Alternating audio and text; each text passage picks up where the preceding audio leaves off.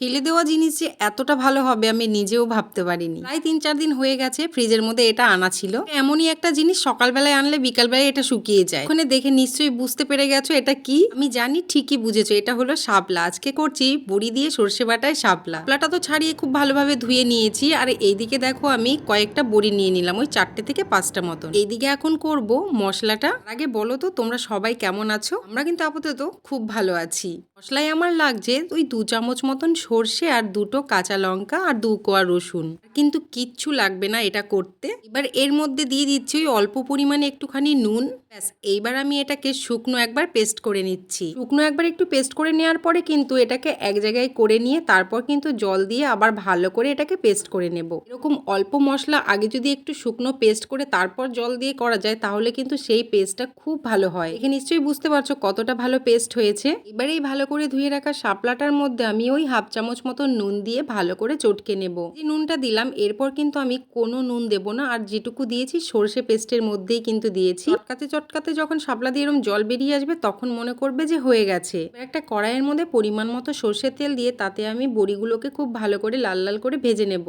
এটা কিন্তু বিউলির ডালের বড়ি, আমার কিন্তু বিউলির ডালের বড়ি ছাড়ার কোনো বড়ি খেতে ভালো লাগে না। বড়ি তো লাল লাল করে ভাজা হয়ে গেছে, এবার ওই তেলের মধ্যে আর হাফ চামচ মতন তেল দিয়ে তাতে একটা শুকনো লঙ্কাকে 2 টুকরো করে দিয়ে দিলাম। ফোড়নে দিয়ে দিলাম কালো জিরে। ফোড়ন থেকে খুব সুন্দর একটা গন্ধ বেরিয়ে গেলে এখানে কিন্তু আমি ওই নুন দিয়ে চটকে রাখা শাপলাটা দিয়ে দিলাম। অবশ্যই কিন্তু শাপলাটা চিপে চিপে দিতে হবে, জলটা পুরোটাই বের করে। শাপলার মধ্যে যদি একটুও জল থাকে তাহলে কিন্তু শাপলাটা একেবারে গলে যাবে। 2 মিনিট মতন এমনি শাপলাটাকে নাড়াচাড়া করে ঢাকা দিয়ে দিয়েছিলাম। 5 মিনিট মতন ঢাকা দিয়ে রেখেছিলাম, তারপর কিন্তু ঢাকা খুলে দিকে শাপলাটা অনেকটাই নরম হয়ে গেছে। এবার আর ঢাকা দেব না, এবার আরো 2 মিনিট মতন খুব ভালোভাবে একটুখানি ভেজে নেব শাপলাটাকে। কিন্তু শাপলাটা হয়েই গেছে, সর্ষে বাটা দিয়ে কিন্তু খুব বেশিক্ষণ শাপলাটা রান্না করব না।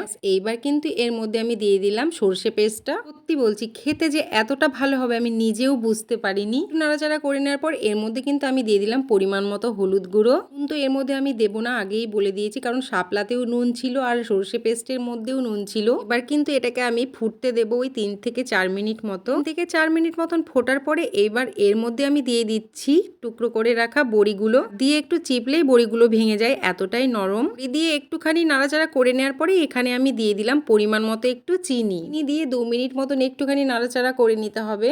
নিশ্চয়ই বুঝতে পারছো অনেকটাই ঝোল টেনে এসেছে, আর এরকম কিন্তু একটু শুকনো শুকনোই নামাবো আমি। আমার কিন্তু রেডি হয়ে গেল বড়ি দিয়ে সর্ষে বাটায় শাপলা। উনি কিন্তু বাজারে শাপলাটা বেশি পাওয়া যায়, তাই শাপলা থাকতে থাকতে এরকম করে একবার করে খেয়ে দেখো। যারা শাপলা খেতে ভালোবাসো না তাদেরও কিন্তু এটা খেতে খুব ভালো লাগবে।